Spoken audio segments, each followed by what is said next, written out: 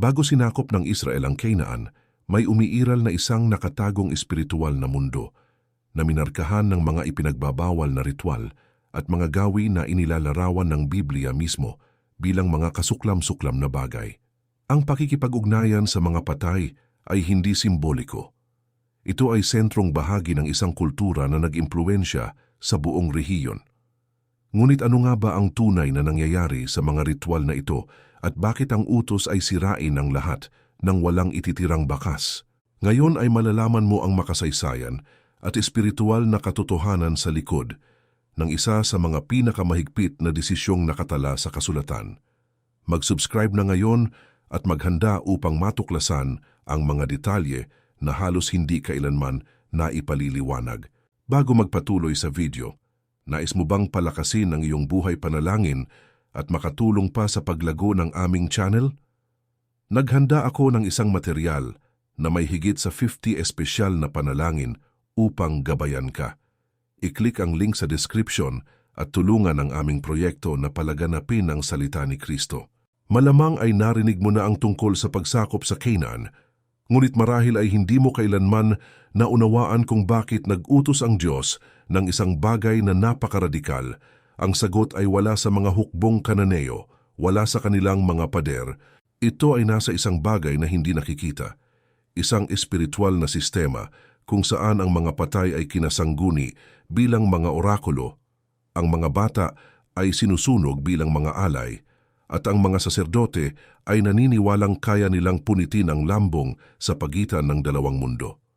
Ang Israel ay hindi lamang pumasok sa isang lupain, sila ay pumasok sa isang sobrenatural na larangan ng digmaan. Upang masukat ang susunod na darating, kailangan mong kalimutan ang pinapayak na imahe na marahil ay nabuo mo tungkol sa mga sinaunang tao. Ang mga Kananeo ay hindi mga primitibong tribo na naninirahan sa mga tolda. Sila ay mga sopistikadong sibilisasyon na may mga lungsod na may pader na umiiral na ng higit sa 1,000 taon bago pa isilang si Abraham. Ang Ugarit, isa sa mga pangunahing lungsod ng Canaan, ay nagtataglay ng mga aklatan na may libu-libong tabletang luwad. Ang kanilang mga eskriba ay bihasa sa maraming wika. Ang kanilang mga artisan ay gumagawa ng mga alahas na nakikipagkumpetensya sa mga alahas ng Ehipto. At ang kanilang mga saserdote ay nagpapatakbo ng isang sistemang panrelihiyon na napakakomplikado, kaya naimpluwensyahan nito ang mga kultura sa buong silangang Mediteraneo. Isipin ang senaryo. Tayo ay nasa humigit kumulang 1,400 taon bago si Kristo.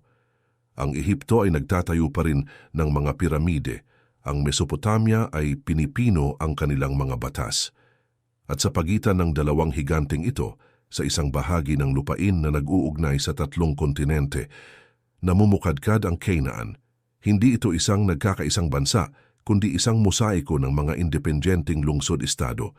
Bawat isa ay may sariling hari, sariling hukbo at sariling mga Diyos.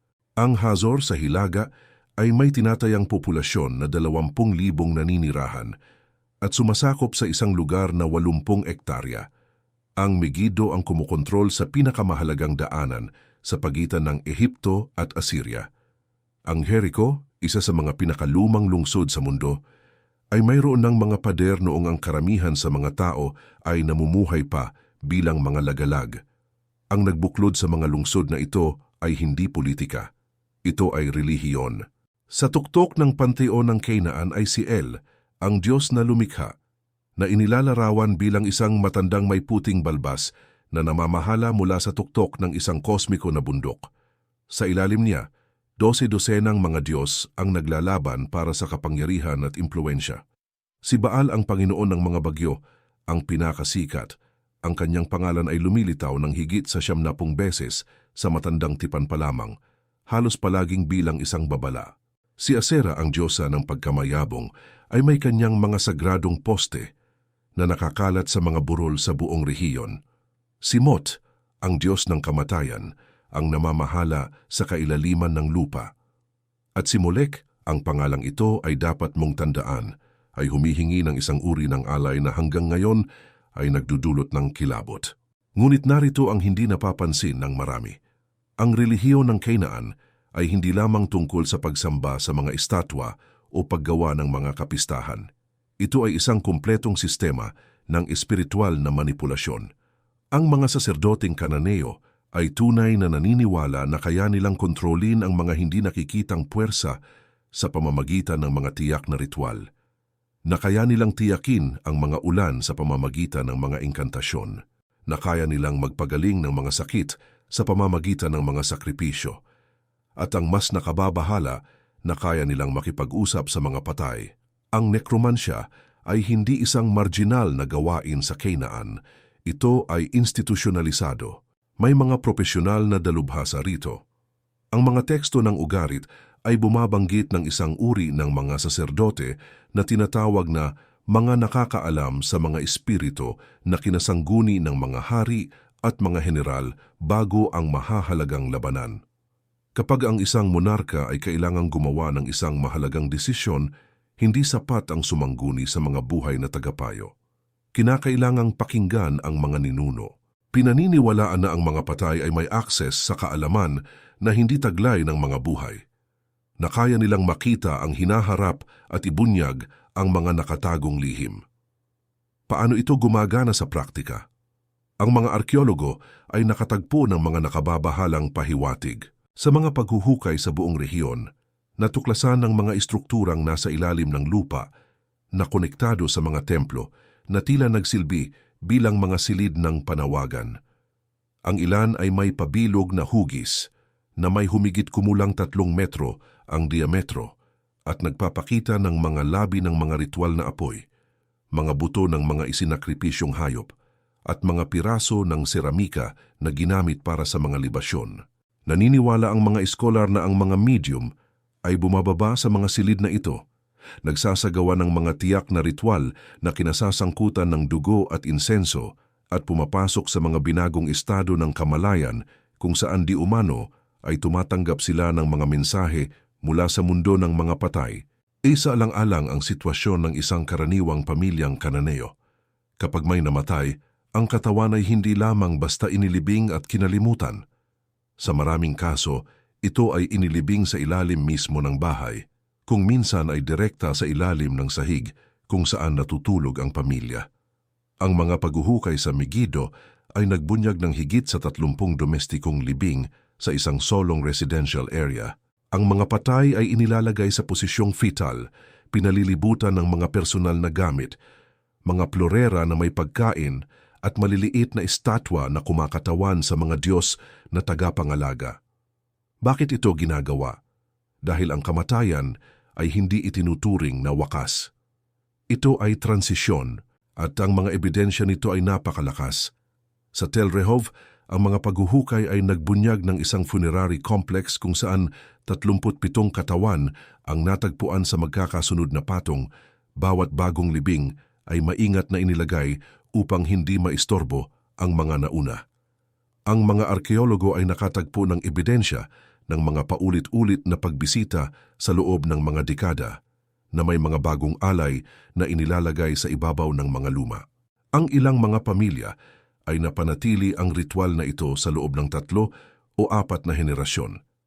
Ang mga buhay ay hindi kayang iwanan ang kanilang mga patay. O marahil natatakot sila sa kung ano ang mangyayari kung iiwanan nila sila. Naniniwala ang mga Kananeo na ang kanilang mga ninuno ay patuloy na umiiral sa isang paralel na dimensyon na tinatawag na Sheol o ang lupain ng walang pagbabalik. Ngunit kaiba sa huling pananaw ng Israel kung saan ang Sheol ay isang lugar ng katahimikan at pagkalimot. Inilalarawan ng mga Kananeo ang kanilang mga patay bilang mga aktibong entidad na may kakayahang impluwensyahan ang mundo ng mga buhay. Ang isang nasisiyahang ninuno ay maaring protektahan ang pamilya, tiyakin ang masaganang ani, pagpalain ang mga kapanganakan. Ang isang napabayaan o nagalit na ninuno ay maaring magdala ng sakit, pagkabaog at kamalasan. Ito ay lumikha ng isang espiritual na ekonomiya na nakabatay sa takot at pagdepende. Regular na kailangang pakainin ng mga pamilya ang kanilang mga patay sa literal na paraan Ang mga arkeologo ay nakatagpo ng mga tubong seramika na nakakabit ng patayo sa mga libingan na lumilikha ng isang daanan sa pagitan ng ibabaw at ng bangkay. Sa pamamagitan ng mga tubong ito, ang mga buhay ay nagbubuhos ng alak, langis, gatas at dugo ng mga hayop sa paniniwalang kinakain ng mga patay ang esensya ng mga alay na ito. Sa ilang mga libingan, natagpuan ang mga ebidensya ng mga ritual na pagkain na isinasagawa ng direkta sa ibabaw ng mga puntod, kung saan ang mga miyembro ng pamilya ay kumakain kasama ang kanilang mga patay na ninuno. Ngunit hindi lahat ng patay ay tinatrato ng pantay. Ang mga hari at saserdote ay tumatanggap ng mga espesyal na pagtrato na malapit na sa dibinisasyon. Ang mga teksto ng ugarit ay naglalarawan ng mga ritual kung saan ang espiritu ng isang namatay na hari ay opisyal na itinataas sa katayuan ng Rephaim, isang kategorya ng mga makapangyarihang patay na nagiging tila mga Diyos. Ang mga Rephaim na ito ay sama-samang tinatawag sa mga seremonya ng estado na tila bumubuo ng isang konseho ng mga banal na ninuno na nagpapatunay sa kapangyarihan ng nagaharing dinastiya. Ang buhay na hari ay hindi nagahari ng mag-isa. Siya ay nagahari na may suporta ng mga henerasyon ng mga patay na hari. Pagmasdan kung ano ang kahulugan nito para sa istruktura ng kapangyarihan. Ang pagkuwestiyon sa hari ay pagkuwestiyon sa mga ninuno. Ang paghamon sa itinatag na kaayusan ay pag-insulto sa mga patay. Ang sistema ay lumikha ng isang sapot ng kontrol na lumalampas sa buhay, kung saan maging ang kamatayan ay nagsilbi upang mapanatili ang mga herarkiya, at naroon si Molek. Ang pangalan ay malamang na nagmula sa Melek, ang salitang Semitiko para sa hari, na sadyang binaluktot ng mga eskribang Hebreo na pinalitan ang mga patinig ng Boshet na nangangahulugang kahihiyan. Bawat pagbigkas ng pangalan ay may kalakip na hatol, ang hari ng kahihiyan. Hindi lamang ito teolohikong kritisismo, ito ay dokumentadong kilabot. Kung ang nekromansya ay kumakatawan sa pagtatangkang kumuha ng kapangyarihan mula sa mga patay, ang pagsamba kay Molek ay kumakatawan sa isang bagay na mas madilim, ang pag-aalay ng buhay kapalit ng banal na pabor. Pinagtatalunan ng mga istoryador kung paano nga ba gumagana ang mga ritual na ito. Ngunit ang mga ebidensya ay nakababahala. Sa Kartago, isang kolonyang Pinisyo na nagmana ng mga gawing Kananeo, ang mga arkeologo ay naghukay sa isang santuwaryo na tinatawag na Tophet, kung saan nakatagpo sila ng higit sa 20,000 urna na naglalaman ng mga sinunog na labi ng mga bata. Ang mga edad ay nag-iiba mula sa mga bagong silang hanggang sa mga batang humigit kumulang 4 na taong gulang. Hindi nagmamalabis ang Biblia kapag binabanggit nito ang lambak ng Hinom.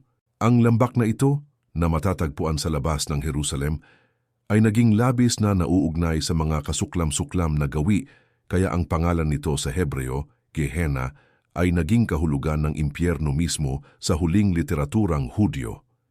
Inilalarawan ng Jeremias Kabanata 7 ang nangyayari doon. Itinayo nila ang matataas na dako ng Tophet na nasa lambak ng anak ni Hinom upang sunugin sa apoy ang kanilang mga anak na lalaki at babae na hindi ko iniutos ni pumasok man sa aking isipan. Ang propeta ay hindi gumagamit ng simbolikong wika. Siya ay nagdodokumento ng literal na kilabot. Paano umaabot ang isang lipunan sa puntong ito? Paano ibinibigay ng mga magulang ang kanilang mga anak upang sunugin? Ang sagot ay nasa panloob na lohika ng sistemang Kananeo. Kung ang mga Diyos ang ganap na kumokontrol sa lahat, ulan, ani, pagkamayabong, tagumpay sa digmaan, kung gayon, wala nang mas mahalaga pa kaysa sa pagtiyak ng kanilang pabor. At kung ang maliliit na alay ay gumagana para sa maliliit na kahilingan, ang mas malalaking alay ay kinakailangan para sa mas malalaking krisis. Matagal na tagtuyot? Mas malaking alay. Banta ng pagsalakay. Mas malaking alay. Mapangwasak na epidemya? Ang lohika ay hindi maiiwasang humantong sa hindi maisip. Wala nang mas mahalaga pa kaysa sa isang anak. Sa makatuwid, wala nang mas makatitiyak ng mas mabuting tugon mula sa Diyos. Ang mga saserdote na nagpapatakbo ng mga ritual na ito ay hindi mga halimaw sa kanilang sariling pananaw. Sila ay mga relihiyosong dalubhasa na naniniwalang inililigtas nila ang kanilang komunidad sa pamamagitan ng mga kinakailangang sakripisyo. Ang mga pamilyang nagbibigay ng kanilang mga anak ay hindi kinakailangang malupit. Sila ay nakakulong sa isang sistema ng paniniwala na nagpabago sa pagpatay tungo sa debosyon. Dito mo sisimulang maunawaan kung bakit nagsalita ang Diyos sa gayong kalupit na paraan tungkol sa Canaan. Kapag itinatala ng Deuteronomyo ang mga ipinagbabawal na gawi, ang teksto ay hindi lamang basta malupit. Inilalarawan nito ang isang tunay na sistema na makakaharap ng Israel at kumakatawan sa isang umiiral na panganib na espiritual at moral. Huwag makakasumpong sa iyo ng sino mang nagpaparaan sa apoy ng kanyang anak, na lalaki o babae, ni ng manghuhula, ni ng nagmamasid sa mga panahon, ni ng mangkukulam, ni ng mambabarang, ni ng engkantador, ni ng sumasangguni sa mga espiritu, ni ng salamangkero, ni ng sumasangguni sa mga patay. Sapagkat ang sino mang gumagawa ng mga bagay na ito ay kasuklam-suklam sa Panginoon. Ang listahan ay hindi random. Bawat item ay tumutugma sa isang gawi na dokumentado sa arkeolohiya sa Canaan.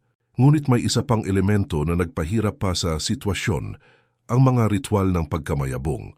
Si Baal ay sinasamba bilang Diyos na nagpapadala ng ulan at ang kanyang asawang si Asera ay kumakatawan sa puwersang nagbibigay buhay ng lupa. Ang mahiwagang lohika ng Canaan ay nagmumungkahi na ang mga ritual na pakikipagtalik ay maaring magpasigla sa kosmiko na pagkamayabong. Kung ang mga tao ay nagsasagawa ng pakikipagtalik sa mga templo, ang mga Diyos ay may inspire na gawin din ng gayon, at mula sa makalangit na unyong ito ay darating ang mga ulan na magpapataba sa lupa. Ito ang nagbigay daan sa sagradong prostitusyon na isinasagawa kapwa ng mga babae at lalaki sa mga templo ng Canaan. Hindi ito prostitusyon sa modernong komersyal na kahulugan, bagaman may kasangkot itong bayad. Ito ay ritual. Ang mga sumasamba ay naniniwala na sa pakikipag-isa sa isang saserdote o saserdotisa ng templo, sila ay nakikibahagi sa isang kosmiko na gawa na makikinabang ang buong komunidad. Ang mga templo ni Asera, kasama ang kanilang mga sagradong poste, ay naging sentro ng mga gawing ito. Isipin mo ito. Isang relihiyon na ginagawang normal ang sakripisyo ng bata, nekromansiya, at ritualisasyon ng pakikipagtalik ay hindi lamang teolohikong naiiba sa iminumungkahi ng Israel. Ito ay isang kumpletong sistema ng buhay na humubog sa bawat aspeto ng pag-iral ng mga Kananeo. At sa mundong ito, dumating ang Israel. 40 taon sa disyerto ang nagpabago sa isang pangkat ng mga alipin tungo sa isang bansa na may mga batas, pagkasaserdote at malinaw na identidad. Ngunit walang naghanda sa kanila para sa kultural na pagkabigla na kanilang makakaharap. Ang Kanaan ay mayaman, matatag at sopistikado. Ang kanilang mga lungsod ay may mga kahanga-hangang pader. Ang sa Jericho ay may sukat na humigit kumulang 6 na metro ang kapal. Ang kanilang mga bukid ay mataba, dinidilig ng mga sistema ng kanal na nagmula pa sa mga nakaraang siglo. Ang kanilang mga mangangalakal ang kumokontrol sa mga rutang nag-uugnay sa mga imperyo, nag-iipon ng mga kayamanang makikita sa bawat bahay at templo. Sa paghahambing, ang Israel ay isang bayang walang lupa, walang lungsod, walang karanasan sa pagsasaka. Alam nila ang pagpapastol ng mga kawan, hindi ang pagtatanim ng mga ubasan. Alam nilang magtayo ng mga tolda, hindi magtayo ng mga bahay. Ang tanging bentahe nila ay hindi nakikita. Isang tipan sa isang Diyos na nangakong magiging sapat. Ang tukso ay hindi lamang militar. Ito ay relihiyoso. Isipin ang pananaw ng isang karaniwang Israelita. Gumugol ka ng 4 na dekada sa pagkain ng manna sa disyerto. Ngayon ay nasa isang lupain ka na tunay na dinadaluyan ng gatas at pulot. Ang iyong mga bagong kapitbahay na Kananeo ay may masaganang ani. Ibinibigay nila ang kasaganaang ito sa kanilang mga ritual. Si Baal ang nagpapadala ng ulan, sabi nila. Pinagpapala ni Asera ang lupa. Pinoprotektahan ng mga ninuno ang mga pamilya. Babaliwalain mo ba ng tuluyan ang tila gumagana? O baka naman, isasama mo ang ilang mga gawi para lang makasiguro. Ang aklat ng mga hukom ay nagdodokumento ng eksaktong prosesong ito ng unti-unting asimilasyon. Hindi ito nangyari ng minsanan. Ito ay mabagal na pagguho. Isang henerasyon ang naglilingkod sa Panginoon. Ang susunod ay hindi nakakakilala sa Panginoon ni sa gawa na kanyang ginawa para sa Israel at nagsisimulang sumubok sa mga lokal na Diyos. Ang mga dambana para kay Baal ay lumilitaw sa mga burol. Ang mga poste ni Asera ay itinayo sa matataas na dako. Ang mga gawina sa simula ay tila komplementaryo. Sambahin si Yahweh at ang mga lokal na Diyos ay kalaunang pumalit sa orihinal na pananampalataya. Ang mga hukom ay lumitaw bilang tugon sa siklong ito. Apostasiya, pang-aapi ng mga kalapit na bansa, pagdaing sa Diyos, pagpapalaya sa pamamagitan ng isang piniling pinuno, pansamantalang kapayapaan, at pagkatapos ay bagong apostasiya kapag namatay ang hukom. Ang siklo ay naulit sa loob ng higit sa 300 taon na nagpapakita kung gaano kahirap mapanatili ang paghihiwalay sa gitna ng patuloy na kultural na presyon. Ngunit ang pinakamapanuring panahon ay darating pagkatapos sa ilalim ng monarkiya. Nang humingi ang Israel ng isang hari, gaya ng ibang mga bansa, hindi lamang sila humihingi ng ibang istrukturang pampolitika. Humihingi sila na maging mas katulad ng kanilang mga kapitbahay. At ang mga hari madalas ay nagpapakasal sa mga dayuhang prinsesa upang selyuhan ang mga diplomatikong alyansa. Ang mga prinsesang ito ay nagdadala ng kanilang mga Diyos. Ang pinakasikat na kaso ay si Jezebel, isang prinsesang Penisyo na naging asawa ni Ahab, hari ng Israel. Hindi lamang niya dinala ang pagsamba kay Baal, ginawa niya itong institusyonal. Si Jezebel ay nagpapanatili ng 450 propeta ni Baal at 400 propeta ni Asera sa hapag ng hari na pinupunduhan ng kaban ng kaharian. Nagtayo siya ng mga templo. Inusig ang mga propeta ni Yahweh. Iniutos ang pagpatay kay Elias.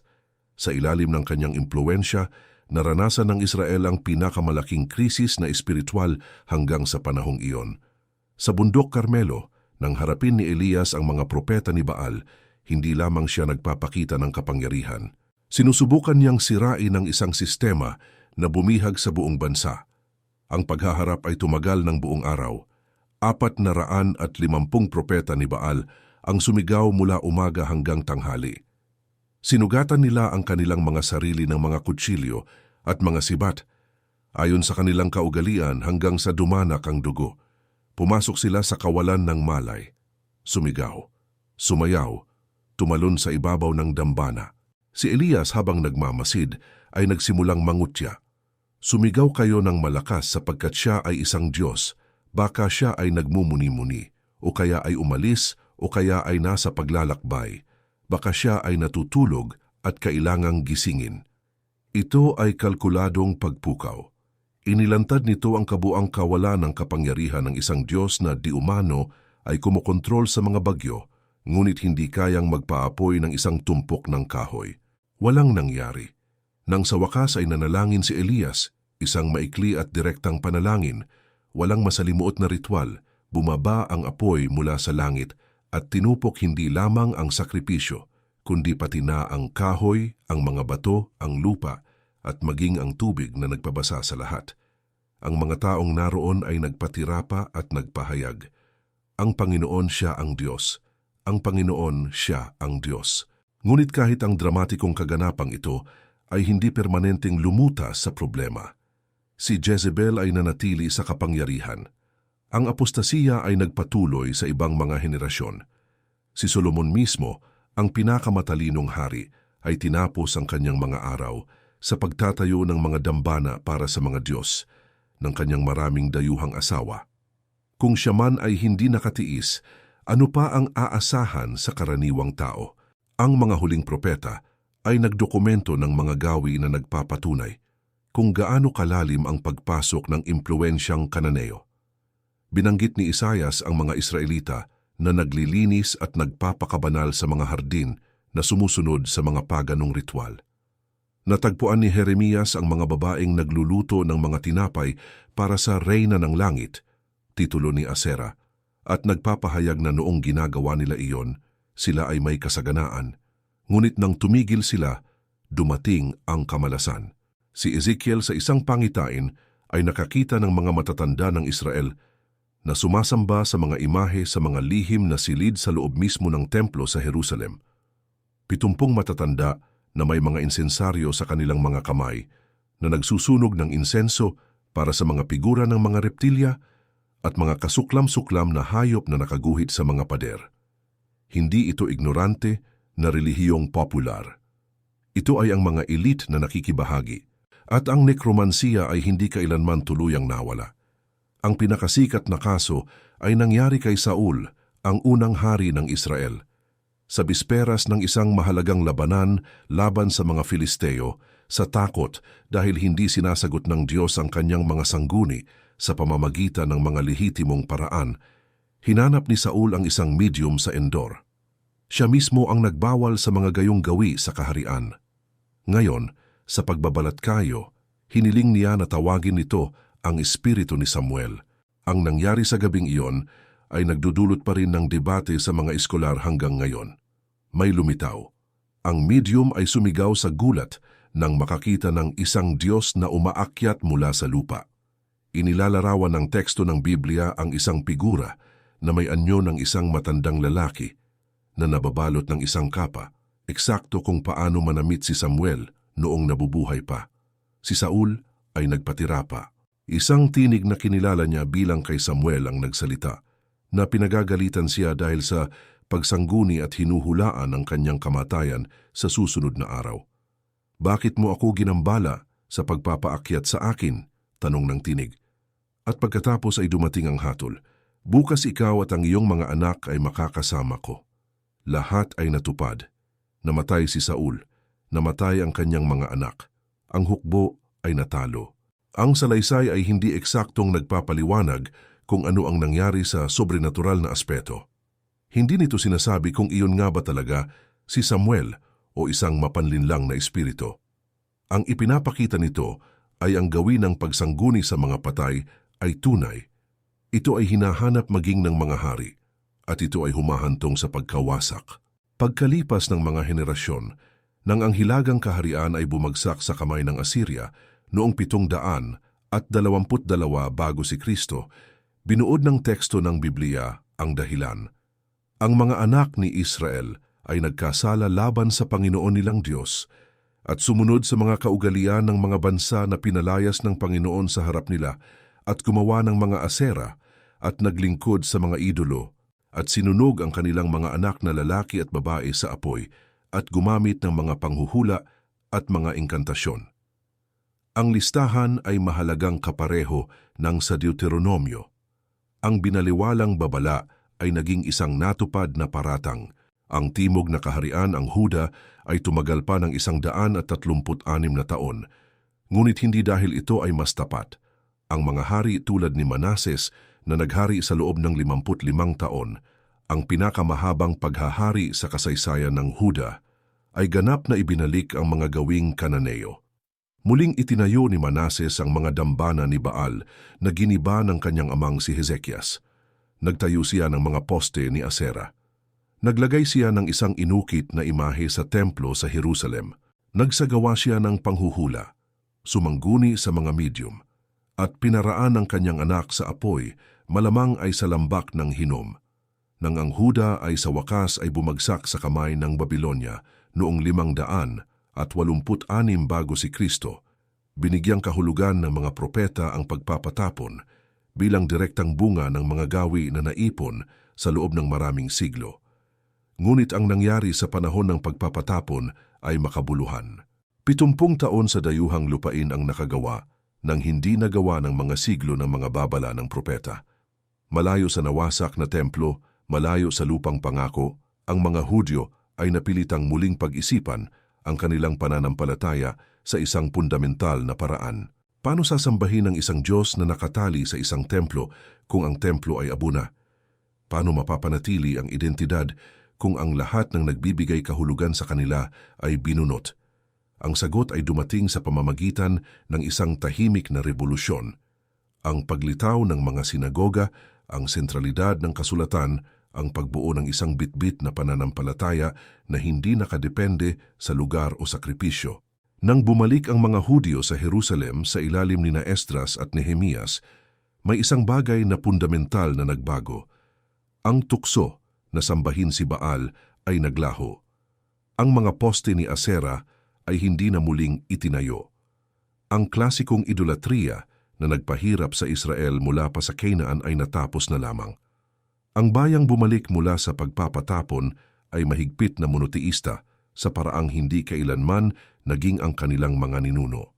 Ang Hudaismo na ating kilala ay isinilang sa panahong ito pagkatapos ng pagpapatapon, ngunit ang mga gawi ng espiritual na manipulasyon ay hindi naglaho sa mundo. Nagbago lamang ang mga ito ng anyo. Sa intertestamental na panahon, sa pagitan ng matanda at bagong tipan, ang mahika ay patuloy na namukadkad sa mga bagong pagsasaayos. Nang isilang si Jesus, ang rehiyon ay puno ng mga naglalakbay na exorcist, mga manghuhula, mga nagtitinda ng mga anting-anting at mga nagsasagawa ng mga sinkretikong ritual na naghahalo ng mga elementong Hudyo, Griego, Ehipto at Persyano. Binabanggit ng mga ebanghelyo ang mga pag-aalipin ng demonyo nang may dalas na maaring ikagulat ng mga modernong mambabasa. Hindi itinanggi ni Jesus ang realidad ng mga masasamang espiritual na puwersa. Hinarap niya ang mga ito nang direkta, pinalalayas ang mga demonyo nang may autoridad na ikinamangha ng mga tao. Nang paratangan siya ng kanyang mga kalaban na nagpapalayas ng mga demonyo sa pamamagitan ng kapangyarihan ni Beelzebub, hindi niya sinabing hindi umiiral ang mga demonyo. Ikinatwiran niya na ang isang kahariang nahahati laban sa kanyang sarili ay hindi mananatili. Ang espiritual na realidad ay ipinapalagay ng lahat ng panig ng debate. Ipinagpapatuloy ng mga gawa ng mga apostol ang salaysay na ito. Sa Filipos, nakatagpo si Pablo ng isang batang babae na may espiritu ng panghuhula na nagbibigay ng kita sa kanyang mga amo. Sa Efeso, ang mga nagsasagawa ng mga sining ng mahika na nagbalik loob ay sinunog ang kanilang mga aklat ng mga engkantasyon, isang halagang tinatayang 50,000 pirasong pilak.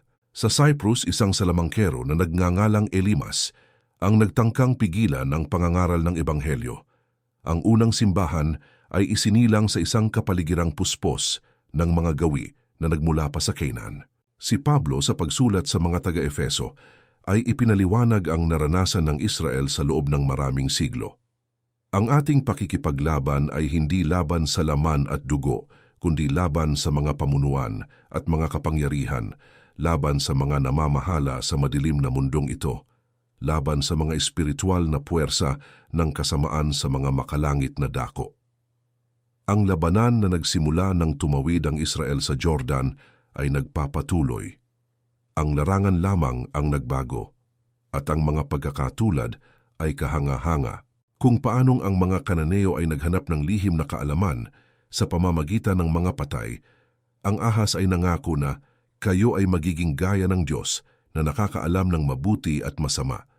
Kung paanong ang mga Kananeo ay nagtangkang manipulahin ang mga hindi nakikitang puwersa sa pamamagitan ng mga ritual, si Simon na salamangkero ay nagtangkang bilhin ang kapangyarihan ng Espiritu Santo sa pamamagitan ng salapi. Kung paanong ang mga Kananeo ay nagsakripisyo ng pinakamahalaga upang makakuha ng banal na pabor, inihahayag ng bagong tipan na ang Diyos mismo ang nagbigay ng tiyak na sakripisyo. Narito ang pagbabaligtad na nagpapabago sa lahat. Sa mga relihiyong Kananeo, ang mga tao ay nag-aalay ng mga sakripisyo upang manipulahin ang mga malalayong Diyos. Sa Ebanghelyo, iniaalay ng Diyos ang kanyang anak upang ipakipagkasundo ang mga tao na hindi makakalapit sa pamamagitan ng sariling pagsisikap. Ang direksyon ay kabaligtaran. Ang sakripisyo ay nagmumula sa itaas, hindi sa ibaba, at dahil ito ay nagmumula sa Diyos mismo, hindi na ito kailangang ulitin. Ito ay sapat na. Ito ay pinal. Idinidetalye ng Hebreo ang kontrast na ito. Si Kristo ay hindi pumasok sa santuaryong gawa ng mga kamay, kundi sa langit mismo, upang ngayon ay humarap para sa atin sa harap ng Diyos. Hindi rin upang ialay ang kanyang sarili ng maraming ulit, kung hindi ay kinailangan niyang magdusa ng maraming ulit mula pa sa pagtatatag ng mundo. Ngunit ngayon, sa kaganapan ng mga panahon, minsan at magpakailanman ay nahayag siya upang pawiin ang kasalanan sa pamamagitan ng sakripisyo ng kanyang sarili. Ang mga dambana ni Baal ay humihingi ng patuloy na mga alay. Ang krus ay nag-aalok ng kapahingahan. Ang mga medium ng Canaan ay nangako ng pansamantala at hindi tiyak na akses sa hindi nakikitang mundo. Ipinapahayag ni Jesus, "Ako ang daan, ang katotohanan at ang buhay. Walang sino mang makakarating sa Ama kundi sa pamamagitan ko."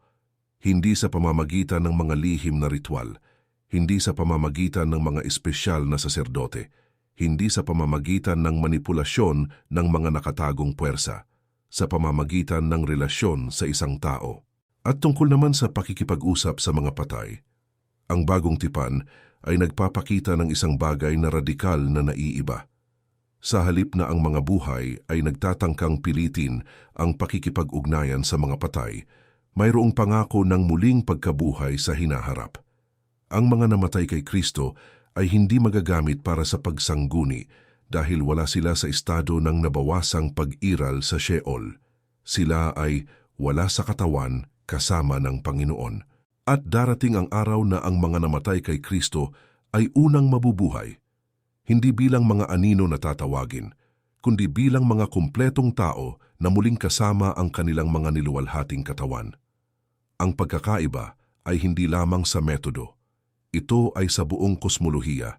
Ang mga Kananeo ay namuhay sa patuloy na takot sa mga puwersa na kailangang payapain, mga espiritu na maaring magalit, mga Diyos na mapagpaimbabaw at mapaghanap.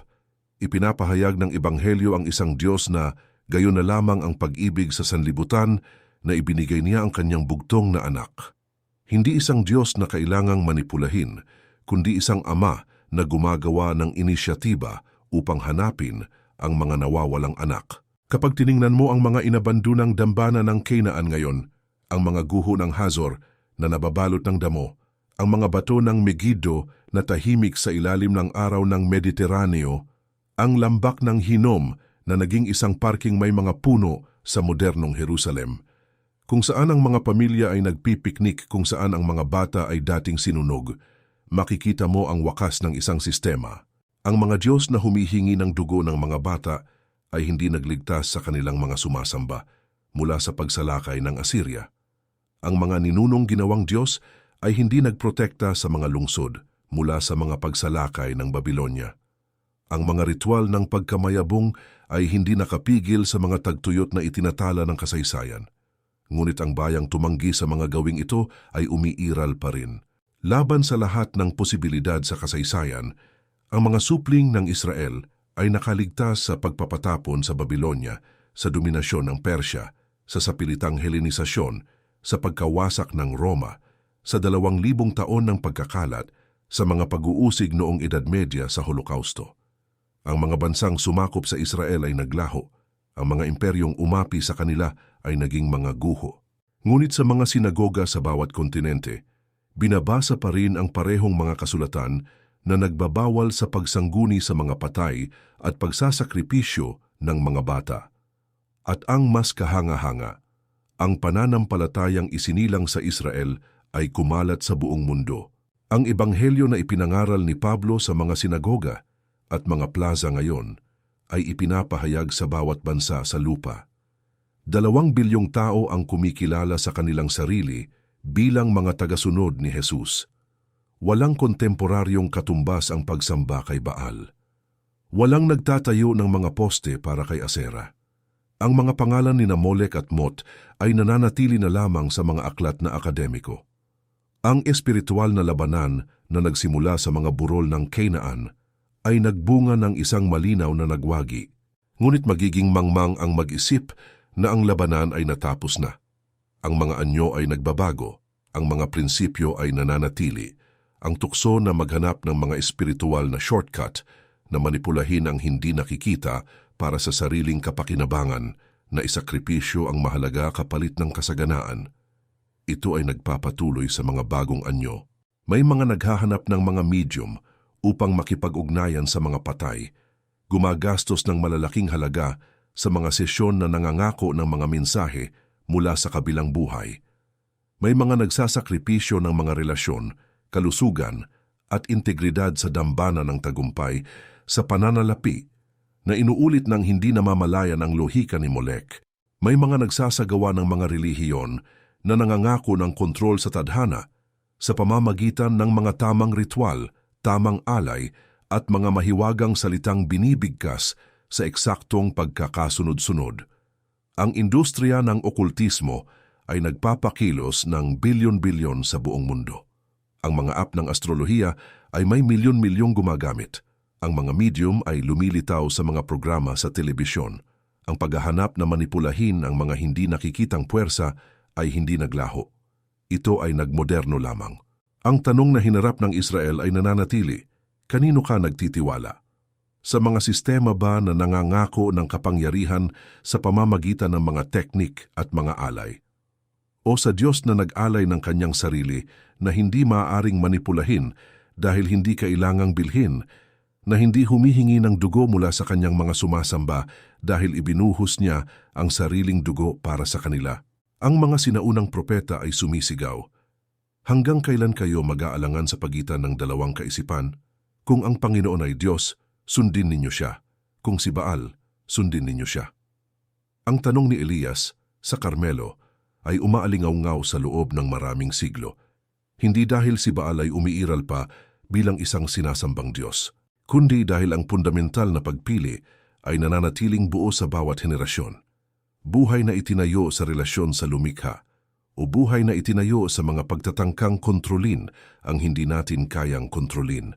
Ang mga guho ng Kainaan ay tahimik na sa loob ng libu-libong taon. Ang mga buto ng mga saserdote ni Baal ay matagal nang naging alabok. Ang mga tubong seramika na nagpapakain sa mga patay ay nasa mga museo na. May mga label at pinag-aaralan ng mga akademiko.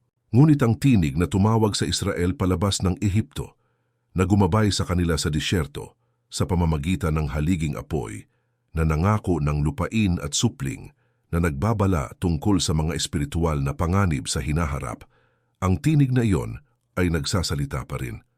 Para sa sino mang may pandinig upang makinig at tapang upang pumili, upang matulungan kaming patuloy na gumawa ng mga dokumentaryong ito at mga kwento sa Biblia, isaalang-alang ang pagbili ng aming e-book na may higit sa 50 panalangin. Ito ay isang paraan upang pagpalain ang proyektong ito at, kasabay nito, magkaroon ng isang espiritual na gabay para sa iyong paglalakbay. Ang link upang makuha ang sa iyo ay nasa description. Hanggang sa susunod na video.